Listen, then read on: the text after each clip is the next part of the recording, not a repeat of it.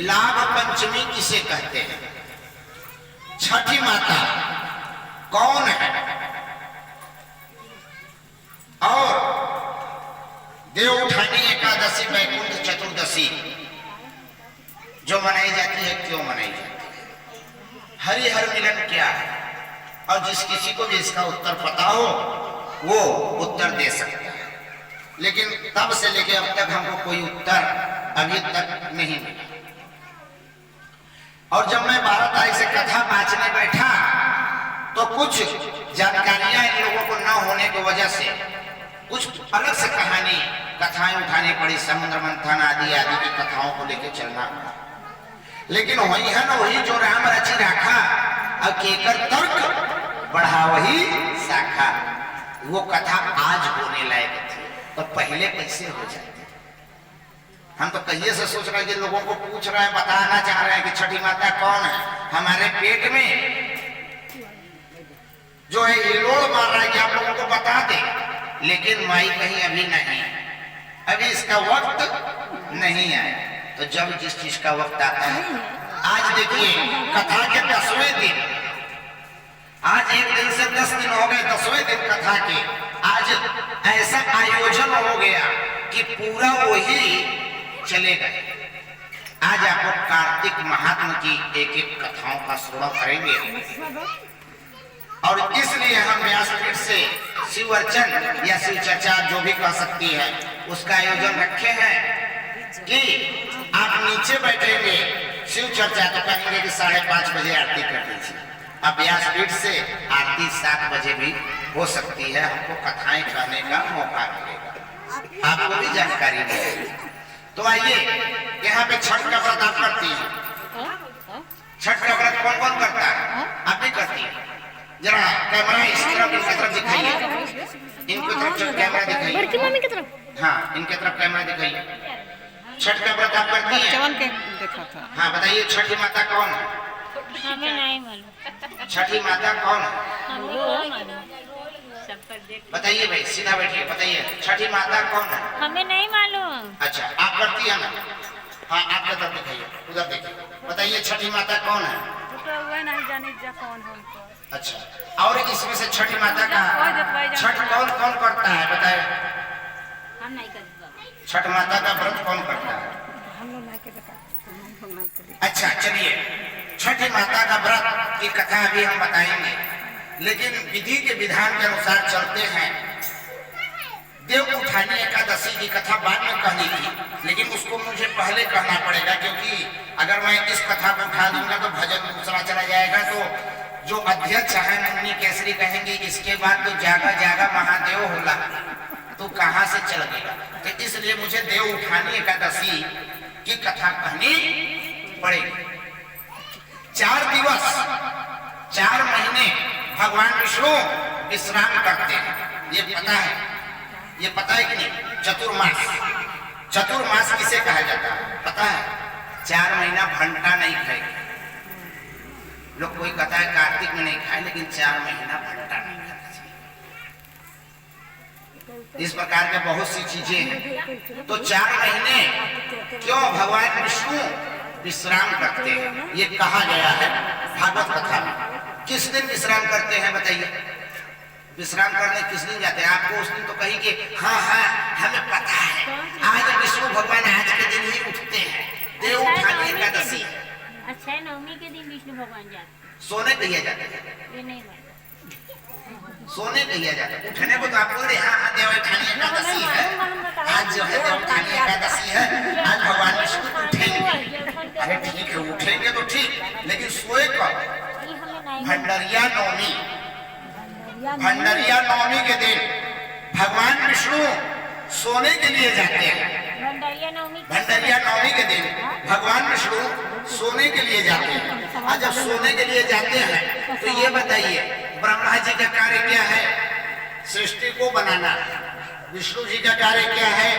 सृष्टि को चलाना। और शिव जी का काम क्या है? सृष्टि का संहार करना। तीन ही काल लोग देवता हैं। तो जब विष्णु भगवान सोने जा रहे हैं तो जगत का पालनहार कौन करेगा बताइए? जग को दाना दाना पानी उनका कार्य कौन देखेगा? जैसे अभी आप हैं, आप बना रही हैं, खिला रही हैं अपने पिताजी को, आप हैं अपने बना रही हैं, खिला रही हैं ससुर को। जब आप जाएंगे तो आपके ससुर को कौन खिलाएगा? आपके पिता को कौन खिलाएगा? आपके हस्बैंड, हंसने पे हस्बैंड का मतलब जानती हैं? पहले कहा जाता था पति परमेश्वर, और आज के डेट में पति परमेश्वर क्या हो गए हैं? ये कौन है? ये हमारे हस्बैंड। हस्बैंड इसका अर्थ जानती हैं? हस प्लस बैंड। हस माने हंसना, अब बैंड बने बैंड बने हंसना बन। जिस दिन आदमी की शादी हो गई, शादी के पहले खूब हंस, खूब मौज कर लो, लेकिन जब शादी हो गई ना तो उस दिन से ये क्या हो गया? ऐसे थे रमेश कुमार, और उसके बाद जब विवाह हो गया तभी क्या हो गया भैया?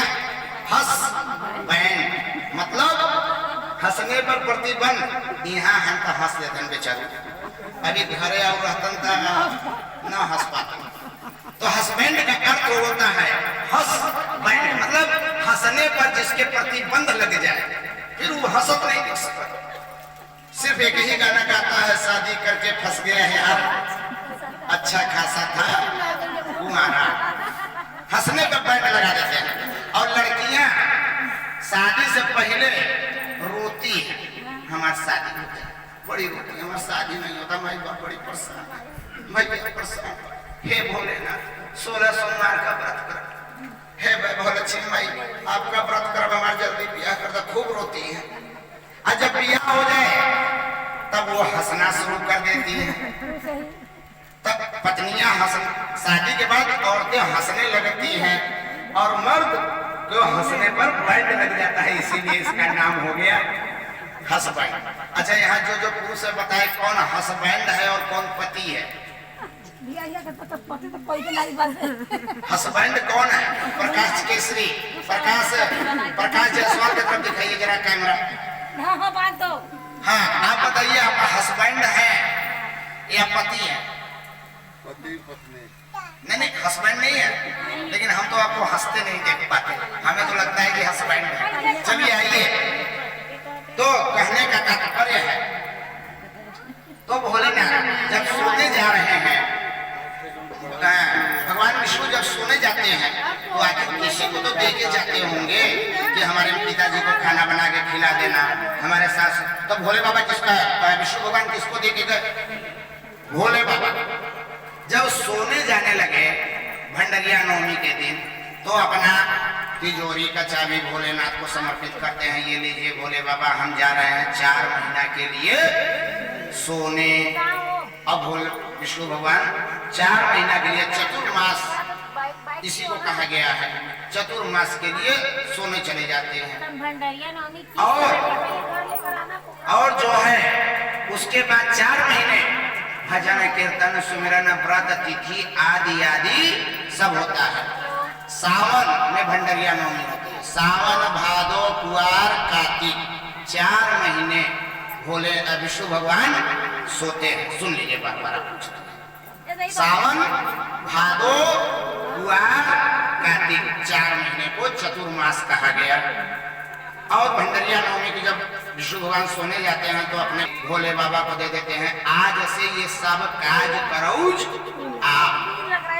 तब भोले बाबा कहते हैं, अरे यार ये क्या कर रहे हैं, बड़ी भारी जिम्मेदारी दे के जा रहे हैं, इतनी बड़ी जिम्मेदारी आप हमको दे के जा रहे हैं, कुछ कर दो।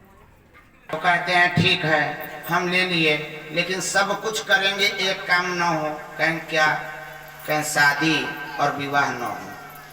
सावन भादो कुआर कार्तिक बियाह होला भैया? नहीं होता। कैसे? भोले बाबा 4 महीने के अधिकारी भोले बाबा होते हैं। कौन होता है? भोले बाबा। काशी विश्वनाथ होते हैं। तो क्यों नहीं होता? क्यों नहीं होता?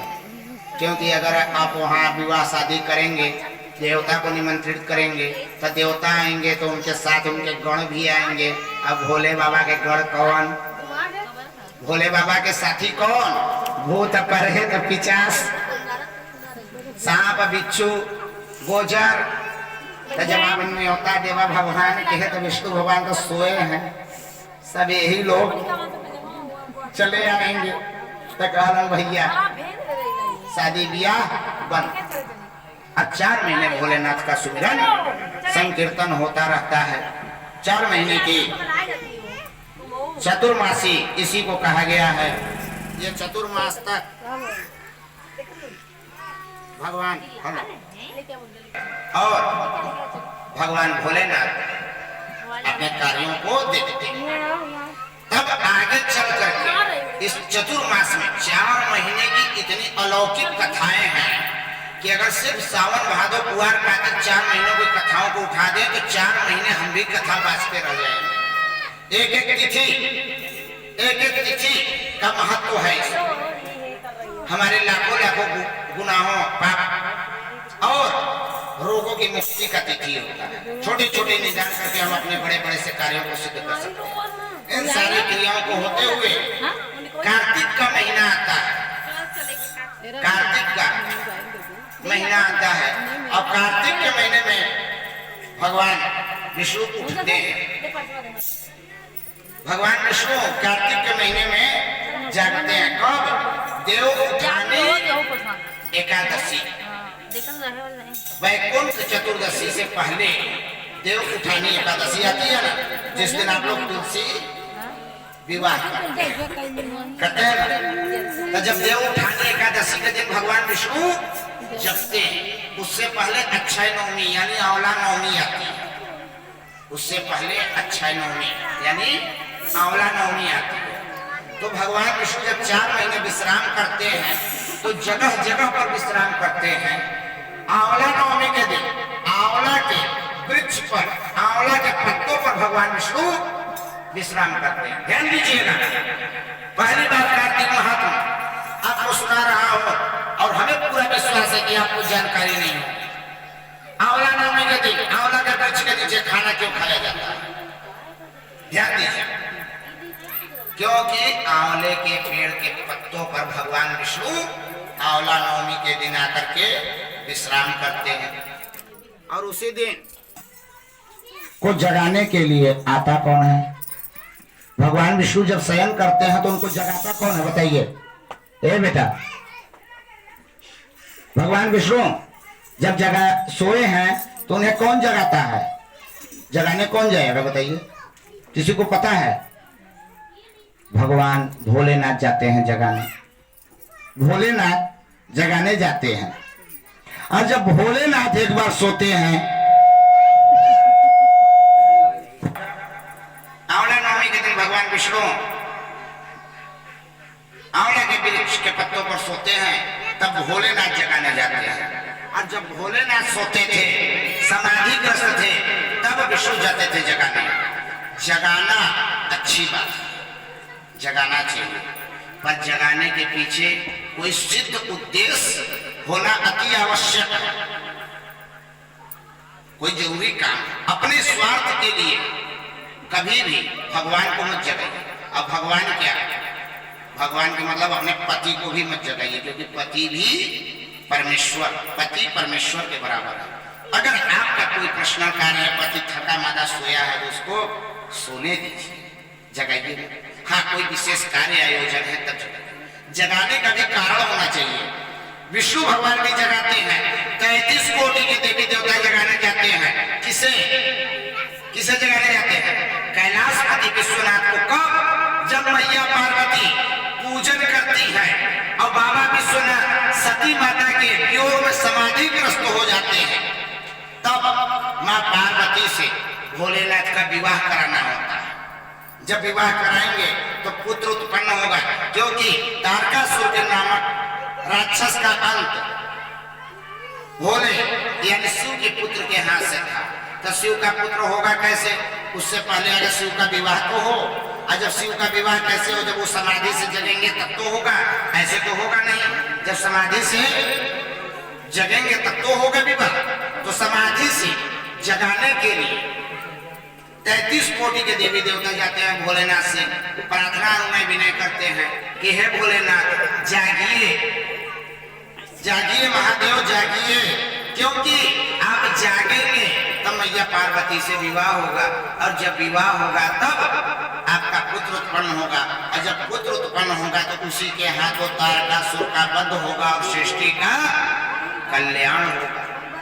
भोलेनाथ जगाते हैं और सभी 33 कोटि के देवी देवता नर नारी सभी लोग जगाते हैं। कैसे कि जागा जागा महादेव हो, जगत महादेव जागा।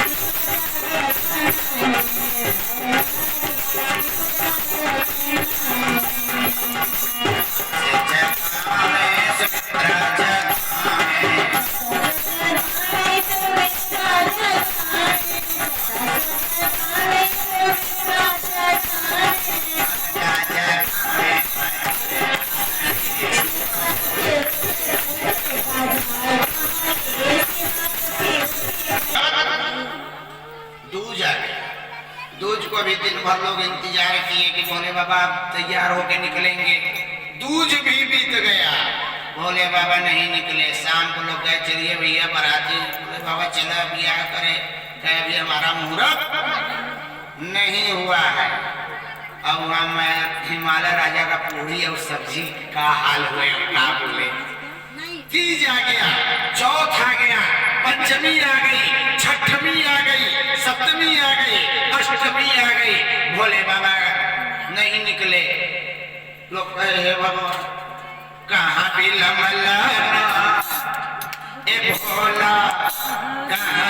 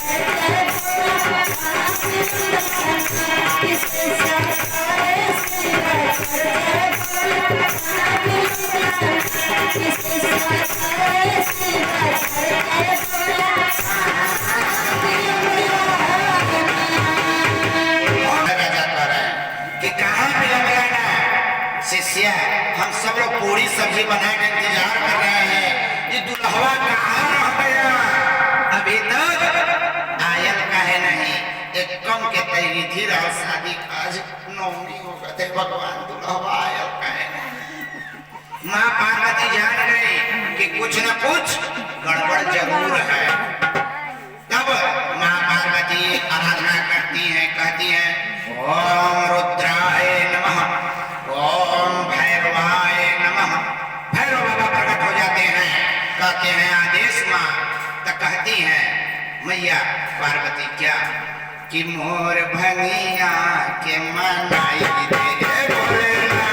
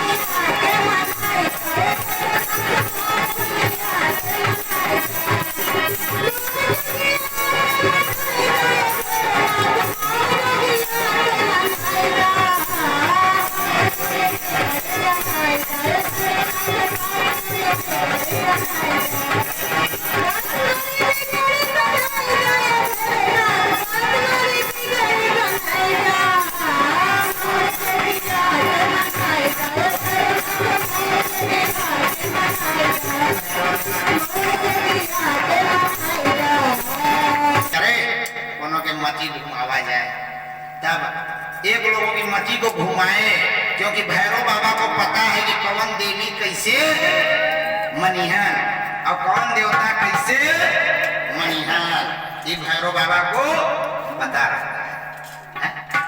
सही बताइए, घरे का ही आदमी घर को भेदी लंका डाए, घर का भेदी ही घर को तोड़ता है। सास देवरानी कभी न लड़े, सास देवरानी जेठान कभी न लड़ाई, सास पतों में न लड़ाई न हो तो अगल बगल वाले सोचलन का बात में बड़ा पोटा था, जलन होती है तो इधर लगाती है, कुछ ओहरो लगैली, कुछ एहरो लगैली और कुछ ओहरो लगैली। अब भरल पूरल परिवार टूटल ए बूढ़ा तो हार चुगली नहीं छूटल ए बूढ़ा। तो इसी प्रकार से घर में विवाह करा देती है। एक बार एक मेहरारू थी, कही भैया हमसे देखा इतना लोगों का खाना न बनी, हमारे घर चूल्हा लगे करा, नहीं तो हम तो चलत ही कैसे कोई चढ़ा दिया होगा, कोई चढ़ा दिया होगा, तब वो ऐसी बातें होती हैं।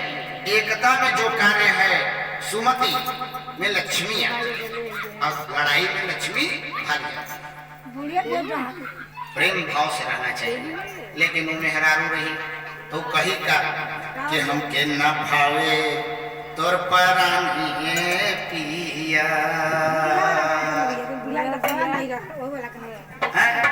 कहती है पति से क्या कहती है, क्योंकि इधर मैना रानी की शादी विवाह का था, वो एक पूरा परिवार यहाँ आ गया था, ससुर बेचारा घर में था और पतोहिया बेचारी पका पका के खिया रही थी।